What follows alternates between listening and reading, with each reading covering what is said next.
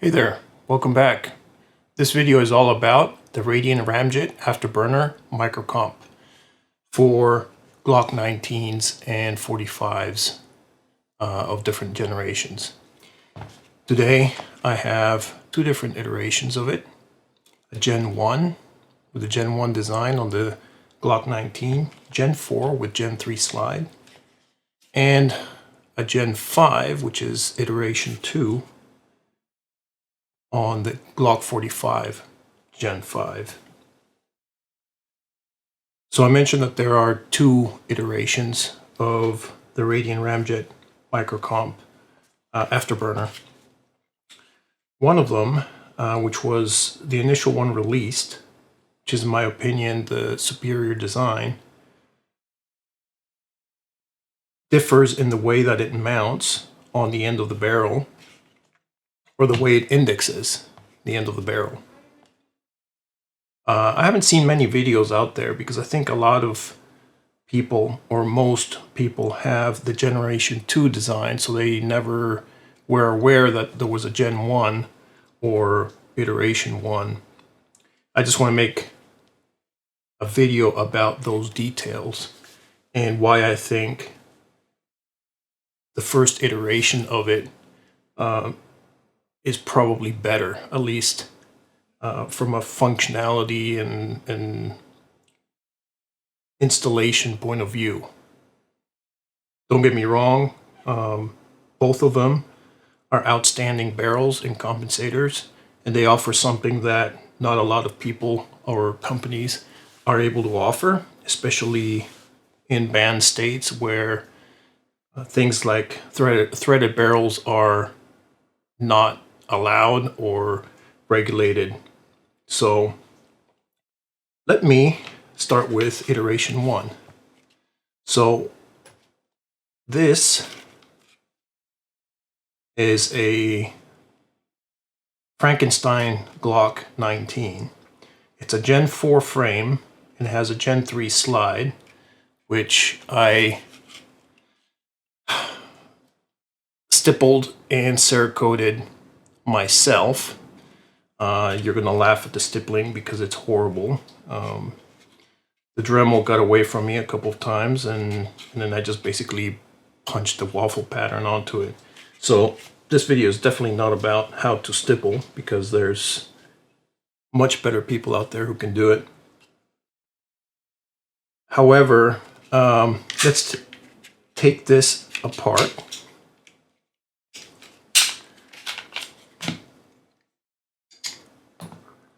And I have a tungsten guide rod from Glock Store on this one. It really does help a lot. So for those who don't know, and I doubt there's many out there that don't know, this is a microcompensator that fits on the end of a special barrel that has been fitted with a taper slot.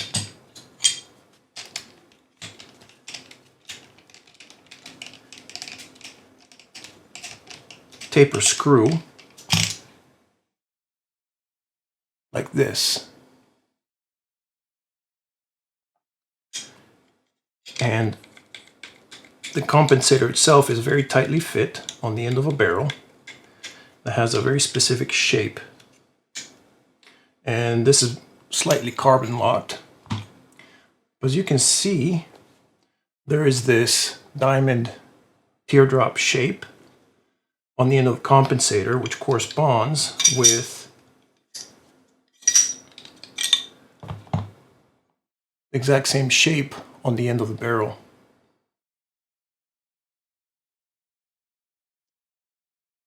As you can tell, this makes made up and fit extremely simple. It can only go one way, and they put the taper screw in and it's locked in place. All well and good. Apparently Radian made an unannounced change to the design, apparently because of excessive carbon locking after high round counts. So let me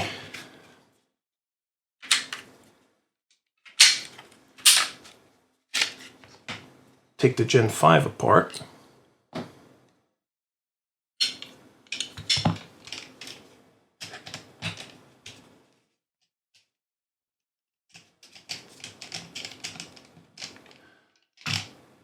By the way, both of them perform identically when shooting. They are excellent designs. This one's in bronze. You can get in black as well, but I like to differentiate between the two. As you can see, as you can tell, it looks like it has that teardrop shape in the front, but in actuality, the made-up of the compensator is round. So you can tell that a lot of manufacturing or machining time was saved with iteration 2. You know, in my opinion, the fact that this spins around versus iteration 1, let me fit it back on there. There's a little bit of carbon from my last session. Oh, as you can tell, this does not spin around at all. So you've got more engagement surfaces from torquing forces, I guess, when firing. This is a right-hand twist, so you're going to have a left torque moment on the barrel as it's fired, which makes sense. You have these surfaces that lock the compensator in place, whereas the new design, the only thing that's holding the compensator in place is one little taper screw, taper pin, or threaded taper, I guess you want to call it. Which leads me to believe that at some point this screw is going to fail. And I've got about 500 rounds through this one. And I've cleaned it once and removed it once prior. There's a little bit of wear on it. Not anything that I can tell offhand. But I think this change should have been announced, at the very least. Because you know that they saved a lot of money on machining. Machining time and machining complexity. But Radian just did not pass that savings on to us on an already very expensive item. I believe these run about $389, so between $350 and $389. That's 80% of the cost of an actual Glock. So don't get me wrong, they're very accurate and very effective barrels. I'm not going to knock any points away from Radian on that. The machining is absolutely perfect. The made up and fit of the barrel itself and the locking surfaces are outstanding. No complaints there. So really my only beef is that I think at some point we're going to have failures in the taper pin attachment with this Gen 2 iteration. So I'm just gonna quickly put it back together. There's a bunch of reviews out there. I'm not gonna go into it too much, but this makes it very easy for you to clean your barrel and remove the actual assembly from your pistol, as opposed to other types of compensators that thread on and use set screws to attach. So this makes it easy You don't have to break the thread locker and retime your muzzle brake, you know, like the old school ones. Now there's one other solution that does not require a threaded barrel, and that is one from Strike Industries. I did run that for a while. I think it's the compressed, mass driver. It's called the mass driver compensator, and it uses kind of like a Nielsen device, such as in a suppressor, where it decouples the mass of the muzzle brake on firing and gives it that ability to cycle properly.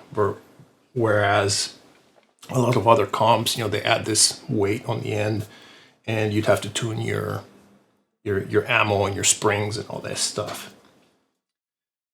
These are supposed to, the Radians are supposed to work and tolerate with all types of ammo, such as like white box training 115 FMJs all the way up to 147 subsonics. You should be able to run all types of ammo. Now I reload or hand load my own, and as you will be able to see in the sort of range video, I don't in the moment notice much difference, perhaps just a little bit, because these are loaded very hot. The ones that I've got here, these are loaded to minor power factor, about 1300 feet per second out of the Glock 19s, and they're very snappy recoiling, or they have very snappy recoil, and they're very efficient, so they're not producing a lot of gas to drive the compensators and help them jet out as much gas as possible to offset recoil. So that's something I'll work on at some point once I find the powder that really works well for it. I'm using N340 now and max book load on it, and they run very clean. Again, full burn in the barrel and not very much gas and unburnt powder being generated to be able to, you know, work the comp. So I'm going to be trying some new loads with 3N38, which is the Vita Vuri equivalent. Maybe if I don't think I have any auto comp, but for sure I will try to see what other powders can work these compensators to their full extent. Radian claims 40 or 44% reduction in recoil. I don't think it's quite that much.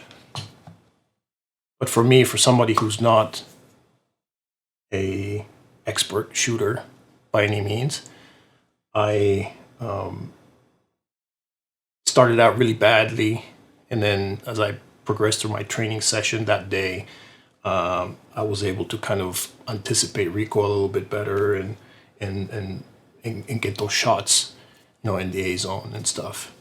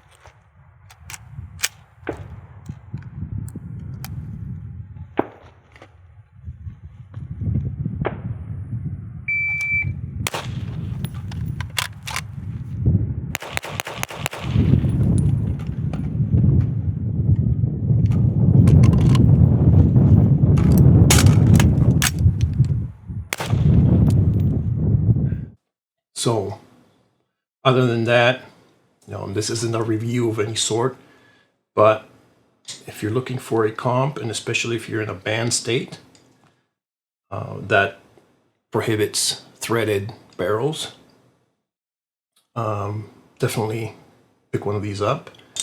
Just be mindful of that manufacturing change, which was unannounced, but I think it should have been. Just a quick mention on their website that they changed the design because for whatever reason, new one is better, etc. Doesn't matter. It's their product. They can do whatever they want. But those of us who were sort of early adopters with the Gen 1 noticed the change and thought it was kind of a little bit of a cop-out. So that's it. I mean, thanks for watching, and we'll see you next time. Bye.